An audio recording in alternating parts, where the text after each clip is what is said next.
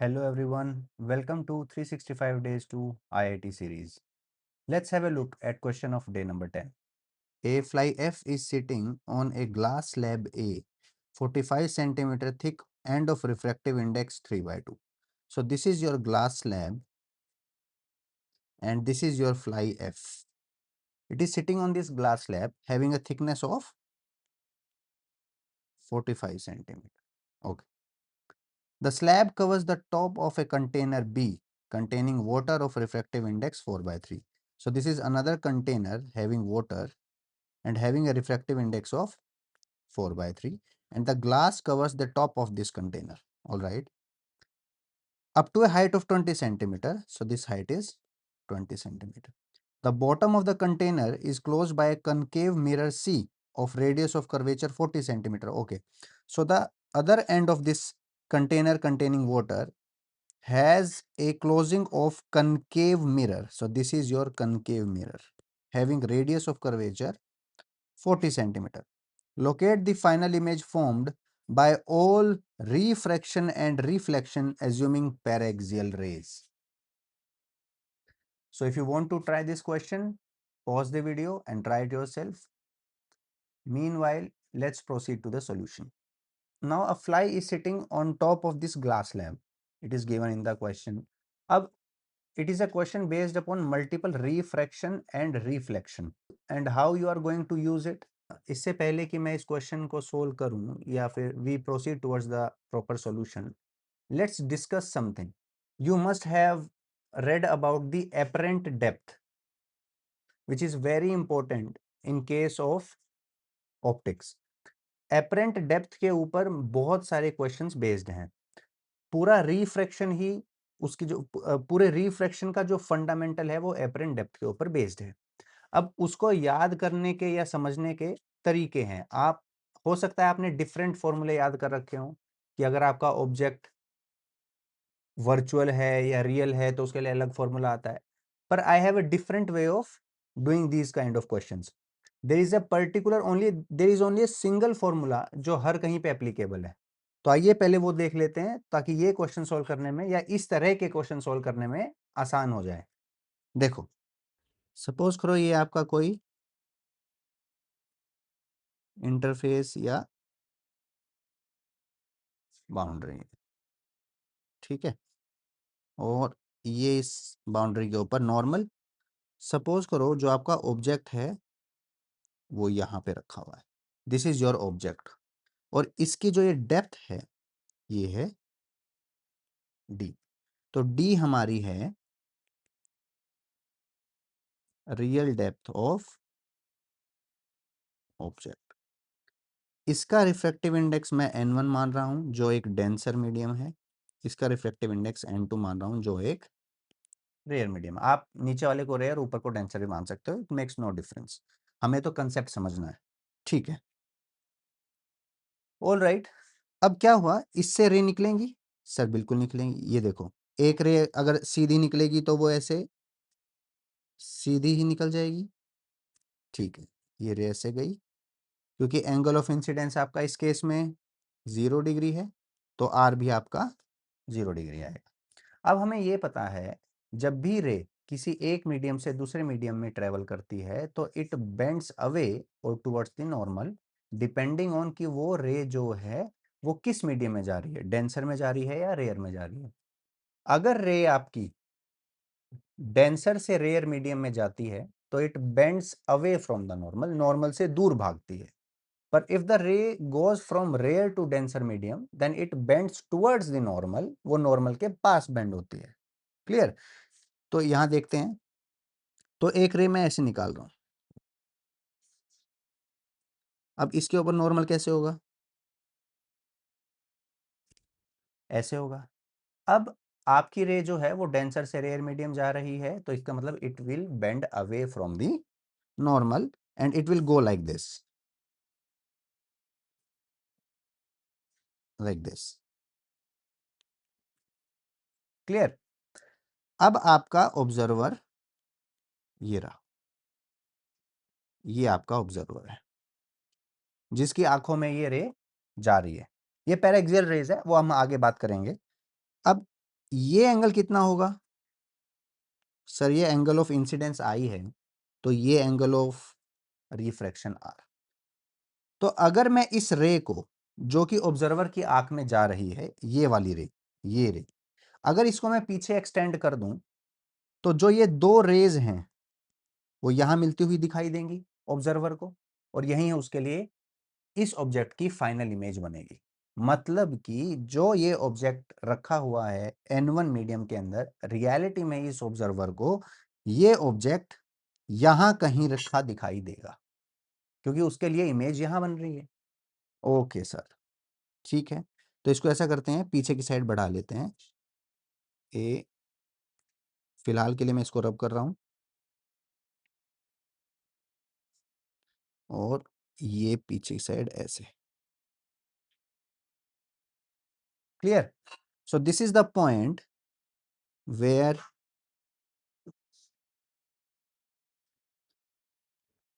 final image is formed for the observer. Let's suppose कि ये जो डेप्थ है ये है d डैश। इसी d डैश को कहा गया एपरेंट डेप्थ। क्लियर? ठीक है सर। अब ये बताओ मुझे, अगर ये एंगल आई है, ये एंगल अगर आई है, तो ये एंगल भी आई होगा, ऑल्टरनेट इंटीरियर एंगल्स। और ये एंगल अगर आर है, तो ये कॉमन लाइन है, ये दोनों पैरेलल हैं, तो ये एंगल भी आर होगा। तो वही चीज मैं यहां लिख रहा हूं, ये एंगल आपका आई और ये एंगल आपका आर। इस दूरी को मैं एक्स मान रहा हूं, कुछ भी रैंडम दूरी एक्स। ठीक है सर। अब मैं यूज कर रहा हूं स्नेल्स लॉ। क्या कहता है वो? n1 sine I must be equal to n2 sine R. हो सकता है आप में से कुछ म्यू1 म्यू2 यूज करते हो रिफ्रैक्टिव इंडेक्स को, तो आपको जैसा ठीक लगे आप उस हिसाब से कर लीजिए। मैं n1 n2 यूज करता हूं, तो मैं फिलहाल n1 और n2 लिख रहा हूं। अब all the angles are very small,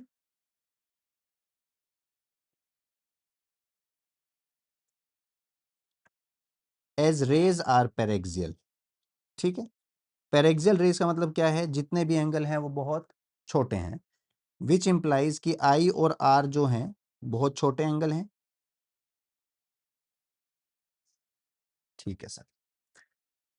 तो हमें ये पता है अगर एंगल बहुत छोटे हैं तो साइन आई को टेंजेंट आई लिखा जा सकता है, और साइन आर को टेंजेंट आर लिखा जा सकता है। अब यही एजम्पशन जो यहाँ है, इसको मैं यूज करके यहाँ पुट कर रहा हूँ स्नेल्स लॉ के फॉर्मूले में। तो क्या आया आपका? आपका आया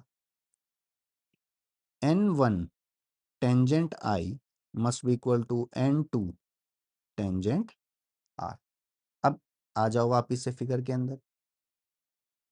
ये ट्रायंगल देखो आप, ये वाला triangle. What about tangent I? Sir angle तो ये है आई। टेंजेंट आई होता है perpendicular x by base D. तो टेंजेंट आई हो गया आपका एक्स बाय डी। सिमिलरली अगर आप इस ट्रायंगल में बात करोगे तो टेंजेंट आर हो जाएगा एक्स बाय डी डैश। ये वैल्यूज मैं यहाँ पे पुट कर रहा हूँ। तो n1 X by D, n2 X by D dash. Clear? X से एक्स गया, तो यहां से क्या आया? यहां से आया n2 by n1 D dash by D. Clear? ये जो एक फॉर्मूला हमने अभी अभी, ये जो रिजल्ट हमने डिराइव किया है, ये फंडामेंटल है रिफ्रैक्शन का। इसी फॉर्मूले की हेल्प से आप बाकी सारे रिफ्रैक्शन के रिजल्ट डिराइव करते हो, जैसे कि refraction in SRS, spherical refracting surfaces, shifting of object in a glass slab, prism के अंदर जो आप यूज कर रहे हो रिफ्रैक्शन, वो इसी ये फॉर्मूला हर जगह यूज होता है। आप डायरेक्ट ये फॉर्मूला यूज करके रिजल्ट तक पहुंच सकते हो, इंडिविजुअली रिफ्रैक्टिंग सरफेसेस देख के उस पर ये अप्लाई करके। आपको इससे अलग कोई फॉर्मूला याद करने की जरूरत ही नहीं है। पर उनको याद करना इसलिए इम्पोर्टेंट है क्योंकि हमारे पास जो समय है, जो टाइम है, that is very limited in exam. तो रिजल्ट तक जल्दी पहुंचने के लिए, आंसर तक जल्दी पहुंचने के लिए, with the help of this particular formula we have derived other results which we can learn और directly we can apply them, right. अब इस फॉर्मूले को यूज कैसे करना है? अब इसने वर्चुअल ऑब्जेक्ट और रियल ऑब्जेक्ट का खेल ही खत्म कर दिया। आपको उन दोनों के लिए डिफरेंट फॉर्मूले याद करने की जरूरत ही नहीं है। ये एक फॉर्मूला और काम खत्म। आपको याद क्या रखना है, इसको ध्यान से सुनिए आप। n2 by n1 is equal to d dash by d। तो d डैश तो आपकी एपरेंट डेप्थ है सर, ये तो आपने लिखा ही था, जहां पे आपकी इमेज बन रही है या जहां पे ऑब्जर्वर को वो ऑब्जेक्ट रखा हुआ दिखाई देगा। d आपकी रियल डेप्थ है, जो रियलिटी में आपका ऑब्जर्वर जहां बैठा हुआ है। और एक बात ध्यान रखें, ये दोनों डेप्थ कहां से हैं? ये दोनों डेप्थ हैं आपके इंटरफेस या बाउंड्री से। जहां रिफ्रैक्शन हो रहा है, जिस बाउंड्री पे लेफ्ट और राइट साइड मीडियम अलग अलग हैं, उस बाउंड्री से दूरियां हैं ये एपरेंट डेप्थ और रियल डेप्थ। तो ये आप याद रखना, these are distances from interface और बाउंड्री। ये बहुत इंपॉर्टेंट पॉइंट है, इसको ध्यान रखना। Okay, what about n2 and n1? Sir n2 ये रेयर मीडियम है, n1 डेंसर है, इसको ऐसे याद रखना ही नहीं है। आपका ऑब्जेक्ट n1 में बैठा था और रे ट्रेवल करके n2 में गई, तो बस आपको क्या ध्यान रखना है, n2 is refractive index of medium in which rays travel. और n1 क्या है? Refractive index of medium from where rays originate.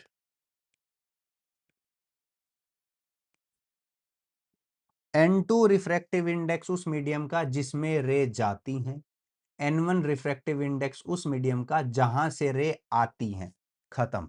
बस आपको यही फॉर्मूला बार बार यूज करना है और आपको इससे अलग कोई फॉर्मूला याद रखने की जरूरत नहीं। आपको बस याद रखना है कि d डैश और d इंटरफेस से दूरियां हैं, और n2 और n1 में n2 वो रिफ्रैक्टिव इंडेक्स है जिसके अंदर रे जाएगी, और n1 वो रिफ्रैक्टिव इंडेक्स है मीडियम का जहां से रे आएगी। बस ये यूज करना है। तो आओ सवाल करते हैं, देखते हैं। अब जो क्वेश्चन हमें गिवन है, तो ये बात समझ आई आपको? ओके, अब क्वेश्चन हमें कुछ इस तरह से गिवन है। एक फ्लाई एफ बैठा हुआ है स्लैब के ऊपर, जितने रिफ्लेक्शन रिफ्रैक्शन होंगी उसके बाद बता दो जो फाइनल इमेज है कहाँ बनेगी। तो क्या करें, 1 बाय 1 सर्फेसिस के लिए देख लेते हैं कहाँ रिफ्लेक्शन कहाँ रिफ्लेक्शन होगी। मैं आपको रे डायग्राम भी बना के दिखाऊंगा। इट इज वेरी इंपॉर्टेंट कि आप रे डायग्राम बनाना सीख लें अच्छे से, चाहे वो किसी प्रकार का केस हो, आपके पास कैसा ही क्वेश्चन आ जाए, अगर आप उसको प्रॉपरली अपने आगे विजुअलाइज कर पा रहे हो तो उससे आसान चीज आपके लिए कोई नहीं होगी। तो रे डायग्राम सीखना या रे डायग्राम बनाना आना चाहिए, it is very very important. ठीक है, मैं आपको इसका रे डायग्राम भी बना के दिखाऊंगा कि रियलिटी में जो फाइनल इमेज है वो कैसे बनेगी, कहाँ बनेगी, रे डायग्राम से कैसे दिखा सकता हूं मैं उसको। तो फिलहाल के लिए आओ देखते हैं क्या करेंगे। इसका ऐसा करते हैं, एक डुप्लीकेट बना लेते हैं इसका। ये लो जी, आ जाओ जी, आ जाओ आ जाओ आ जाओ, और इसको घुमा लेते हैं ताकि आपके लिए थोड़ा आसान हो जाए। आप सब इस चीज में थोड़े से ये लो फेमिलियर हो गए, इस तरह के सवाल तो हमने करे हैं। ऑलराइट, अब पहला आपका ग्लास स्लैब है, ये जो है आपका, ये आपका ग्लास स्लैब है। अब बच्चा बोलेगा सर ग्लास स्लैब में शिफ्टिंग का फॉर्मूला लगा दो। शिफ्टिंग का मतलब क्या है, आपने shifting in a glass slab का एक अलग से टॉपिक पढ़ा होगा, उसमें हम पहले इससे रिफ्रैक्शन देखते हैं, ये फॉर्मूला लगा के, जो यहां आया है हमारा ये वाला, ये फॉर्मूला लगा के हम पहले यहां रिफ्रैक्शन करते हैं, फिर यहाँ रिफ्रैक्शन करते हैं और दोनों इक्वेशन को मैनिपुलेट करके हम यहाँ से ऑब्जेक्ट कितना शिफ्ट होगा वो डायरेक्टली कैलकुलेट कर लेते हैं। तो हमें इंडिविजुअल रिफ्रैक्शन करने की, रिफ्रैक्टिंग फॉर्मूला लगाने की जरूरत नहीं है, रिफ्रैक्शन का फॉर्मूला लगाने की कहीं जरूरत नहीं है इंडिविजुअली। पर वो फॉर्मूला लगता कब है, आप ये देखो, वो फॉर्मूला लगता है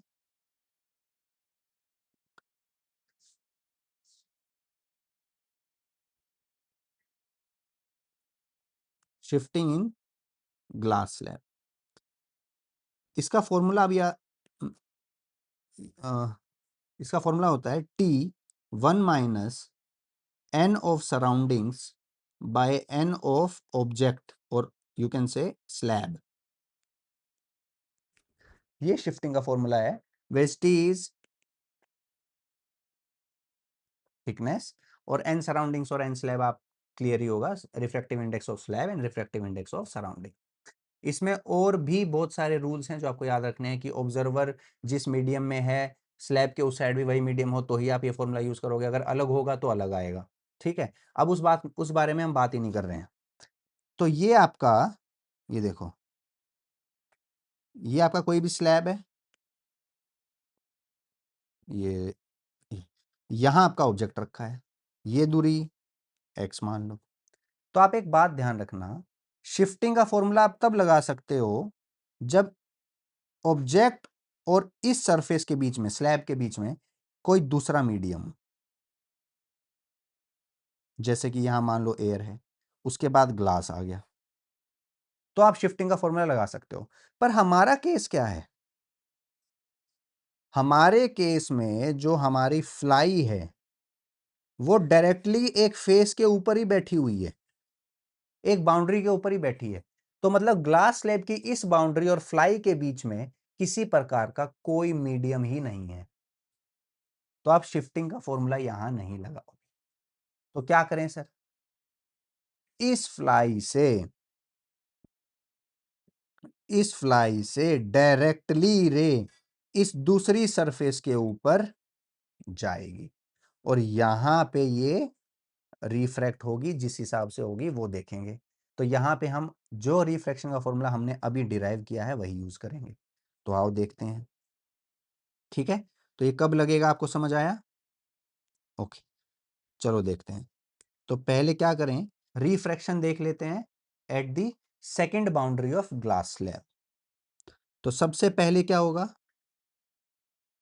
refraction at second boundary of glass slab. Clear?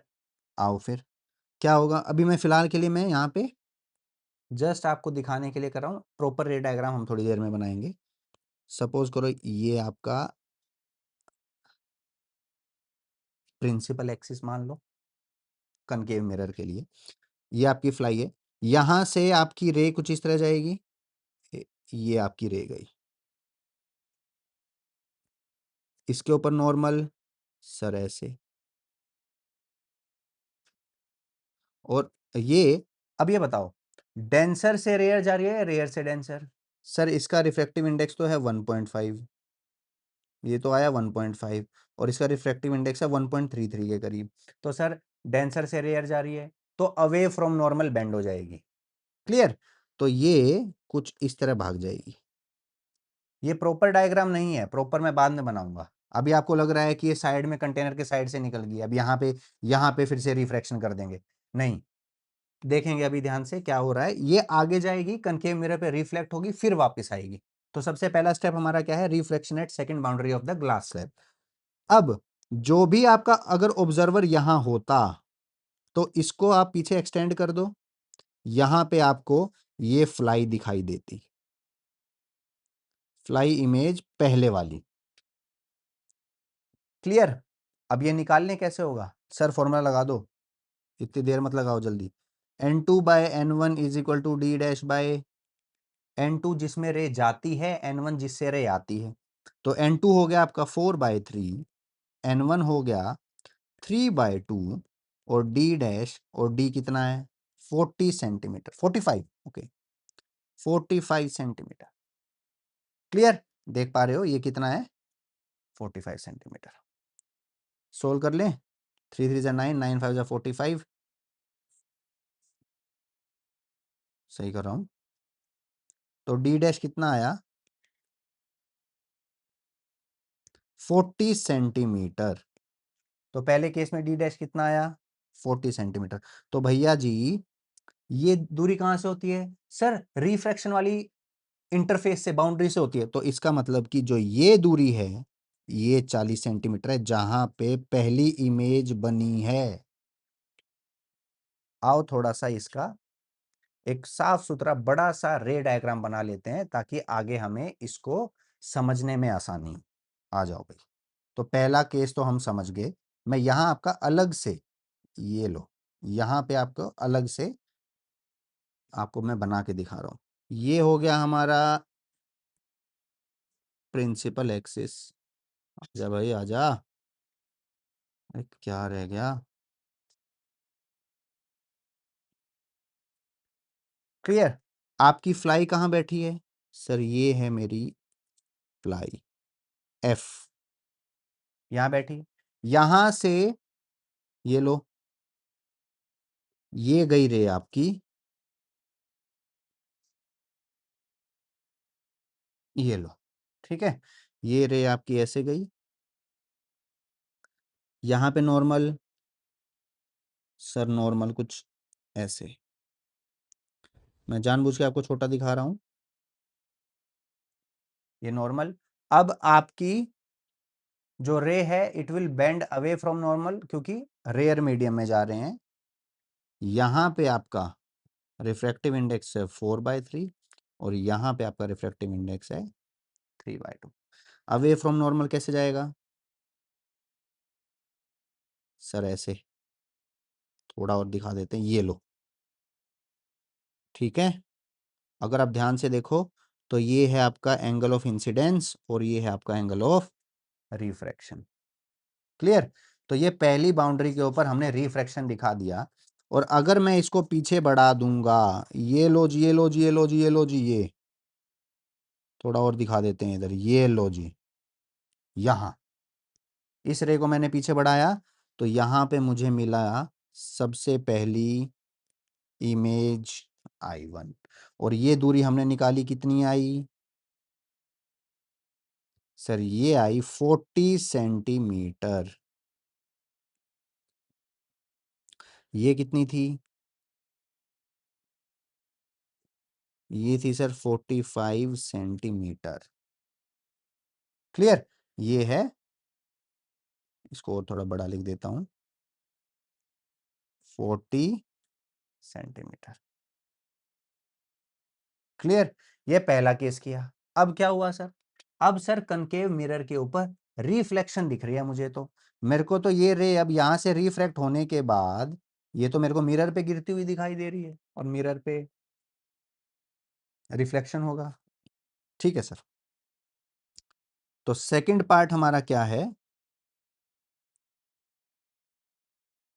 Reflection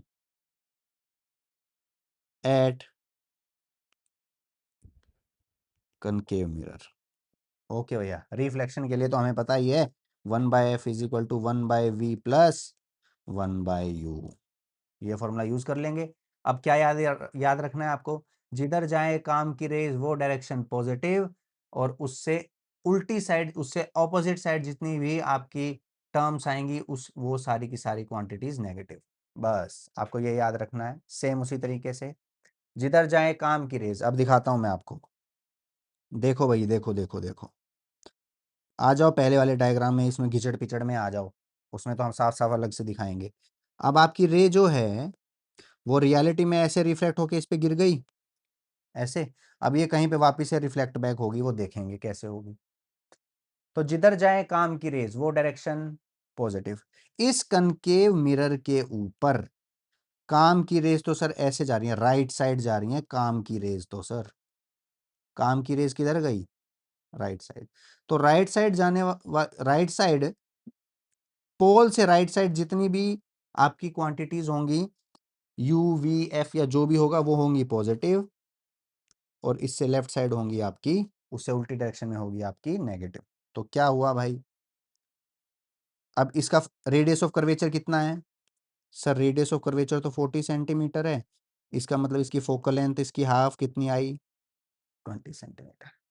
paraxial raise है 20 सेंटीमीटर, ठीक है। और ये दूरी कितनी है? दूरी कितनी है भैया? ये दूरी है हमारी 20 सेंटीमीटर। इसका मतलब कि क्या यही फोकस है मिरर का 20 सेंटीमीटर दूर? ठीक है सर। और इससे 20 सेंटीमीटर और आगे क्या होगा? Centre of curvature. तो ऐसा करते हैं, ये आपका ये सेंटर मान लेते हैं। क्लियर? सेंटर से क्या करें सर? जहां रे डल रही है ना, गिर रही है, वहां पे एक नॉर्मल डाल दो। देखो ये अच्छे से बन नहीं पा रहा है, लेकिन फिर भी आप समझ जाओ। ऐसा करते हैं, इसको थोड़ा जानबूझ के मैं इधर दिखा रहा हूं ताकि मैं आपको वो समझा सकूं। ये सेंटर मान लो अभी, तो ये पूरी लेंथ कितनी होगी? 40 सेंटीमीटर। ताकि रे अच्छे से बन जाए इसलिए मैं आपको दिखा रहा हूं। ये लो, ये लो, ठीक है। तो सेंटर से रिफ्लेक्ट होगी, जितना एंगल ये होगा सर, जितना एंगल ये होगा उतने ही एंगल पे रिफ्लेक्ट बैक कर जाएगी। आ जाओ जी। तो रिफ्लेक्ट बैक करके, अरे ये लो,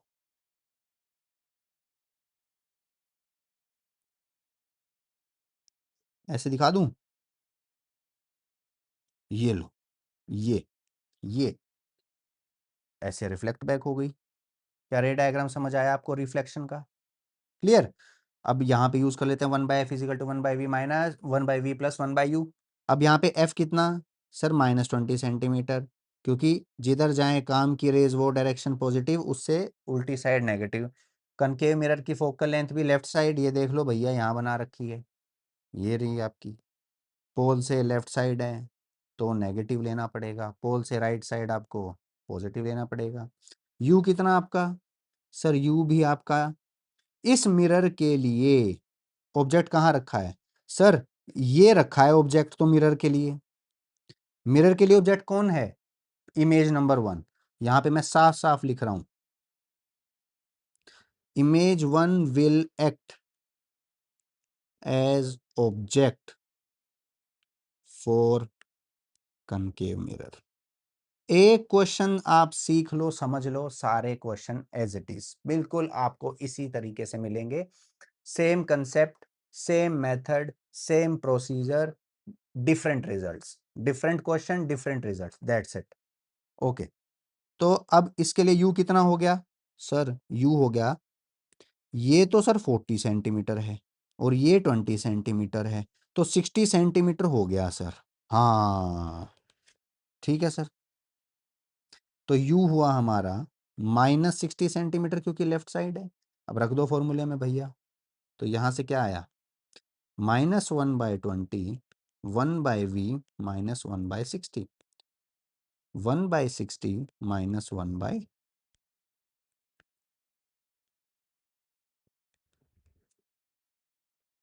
तो v आया आपका -30 सेंटीमीटर। v कितना आया? -30 सेंटीमीटर। हाँ ठीक है सर। सर ये तो 20 ही सेंटीमीटर है, ये तो मतलब 10 सेंटीमीटर और पीछे जाना पड़ेगा, 10 सेंटीमीटर और पीछे जाना पड़ेगा। हाँ सर, बात तो आप सही कह रहे हो। अब 10 सेंटीमीटर और पीछे जाएंगे तो सर फिर से आपका क्या बाउंड्री आ गई, ग्लास स्लैब और वाटर कंटेनर की बाउंड्री फिर से आ गई। तो इससे पहले कि वो 30 सेंटीमीटर पे इमेज बन पाती, रिफ्रैक्शन फिर से हो जाएगा, सेकंड रिफ्रैक्शन। पहला आपने देख लिया, दूसरा रिफ्लेक्शन देख लिया। अब रिफ्लेक्शन से हमें पता चला जो हमारी इमेज बननी चाहिए थी वो -30 सेंटीमीटर, माइनस मतलब पोल से लेफ्ट साइड।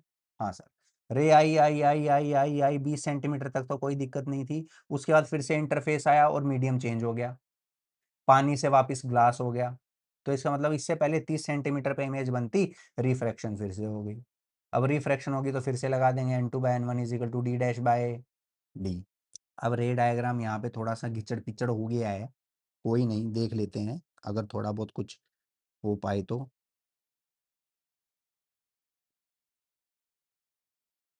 अरे सारा ही उठ गया यार, ये क्या किया जाए, क्या फिर से बनाया जाए क्या? टाइम लग जाएगा। मैं थोड़ा साफ साफ आपको दिखाना चाह रहा हूँ, तो देख लेते हैं, ट्राई कर लेते हैं। मान लो कि रे ऐसे गई,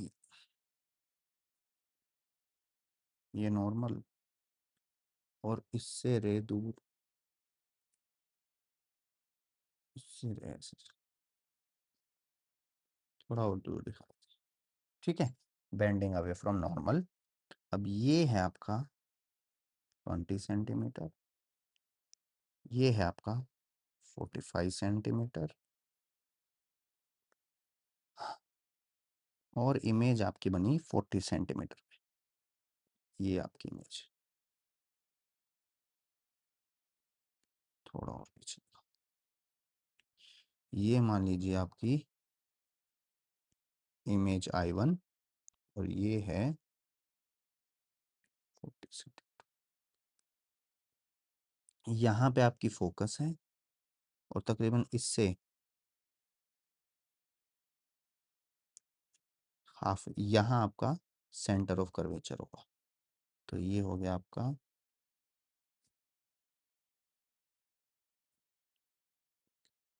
40 सेंटीमीटर। ठीक है,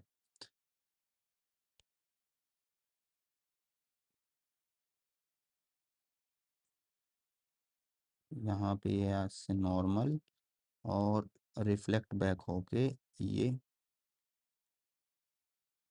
ऐसे।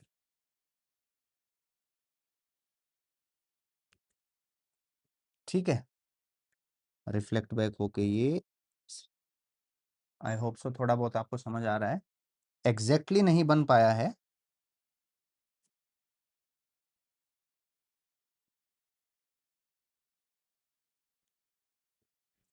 ये ऐसे। क्लियर? अब ये,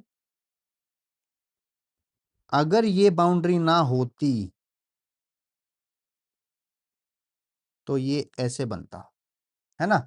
और ये दूरी कितनी होती सर? ये दूरी होती 30 सेंटीमीटर, अगर ये बाउंड्री ना होती तो। पर बाउंड्री है, इसका मतलब फिर से रिफ्रैक्शन होगी, रिफ्रैक्शन होगी तो अब आप रेयर से डेंसर जा रहे हो, तो टुवर्ड्स द नॉर्मल बनेगी। इस पे नॉर्मल, सर ये नॉर्मल हो गया। टुवर्ड्स द नॉर्मल का मतलब क्या है सर? ये तो ऐसे जाएगी, ये सर ऐसे, अरे सर ऐसे, ये है आपका टुवर्ड्स द नॉर्मल। ठीक है, यहाँ रिफ्रैक्ट होके आपकी सेकंड इमेज बनती। क्लियर? तो ऐसा करते हैं, ये देखो, तो थर्ड पार्ट क्या हुआ अपना? Again refraction at boundary of glass slab and water container. तो क्या लगाएं?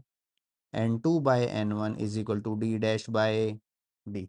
अब आप देखो, इस बाउंड्री के लिए हमने ये निकाला था, क्या ये 10 सेंटीमीटर होगा? This will act as virtual object for boundary. ये वर्चुअल ऑब्जेक्ट का काम करेगी। अब अगर ये बाउंड्री ना होती तो ये रिफ्लेक्ट होने के बाद यहाँ पे इसकी इमेज बननी चाहिए थी 30 सेंटीमीटर दूर पोल से। तो पोल से ये दूरी है टोटल 30 सेंटीमीटर, पोल से ये दूरी टोटल है 30 सेंटीमीटर, और फोकस है 20 सेंटीमीटर, तो ये बचा 10 सेंटीमीटर। अब मैंने आपको बोला ये फॉर्मूला हर जगह वैलिड है, बस क्या ध्यान रखना है, N2 जिसमें रे जाती है और N1 जिससे रे आती है। अब रे ग्लास स्लैब के अंदर गई तो ये हो गया 3/2, कहाँ से आई, वाटर से, 4/3, डी डैश हमें निकालना है, डी हमारा 10, 2 से 5, 45/4 is equal to D dash. यहाँ से डी डैश कितना आया, 41.25 सेंटीमीटर, 11.25 सेंटीमीटर। इसका मतलब कि जो ये दूरी है ये है 11.25 centimetre from this boundary. Clear, जहां पे सेकंड इमेज बन रही है। अब ये रे आगे तो ट्रेवल करेगी ही करेगी, सर इसको रोकने वाला कौन है, ये तो ऐसे जाएगी आगे, ऐसे। अब क्या फिर से रिफ्रैक्शन होएगी उस बाउंड्री पे जहां पे फ्लाई बैठी हुई है, क्योंकि एक तरफ बाउंड्री के एयर है और एक तरफ बाउंड्री के ग्लास है, ठीक है, इधर एयर है और इधर आपका ग्लास है। तो थर्ड पार्ट क्या है, fourth part sorry, again refraction at boundary where fly is sitting. क्या करें सर, करना क्या है, N2/N1 D dash by D. अब ये दूरी कितनी हुई, ये दूरी कितनी है,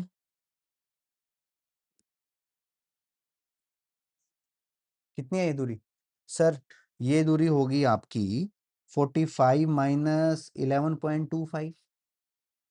हाँ सर, कितनी आई,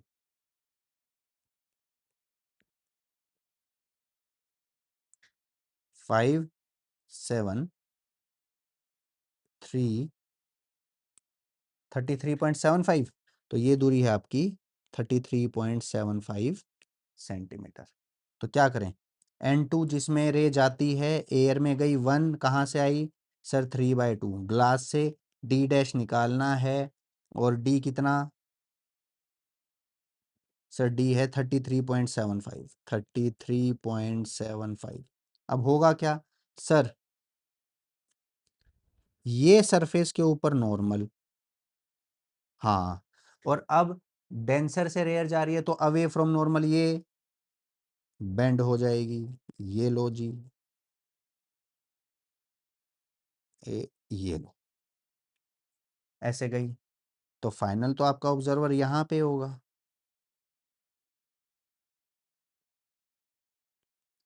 इसको ये रे पीछे मिलती हुई दिखाई देगी, यस सर, तो यहाँ आपकी बनेगी फाइनल इमेज।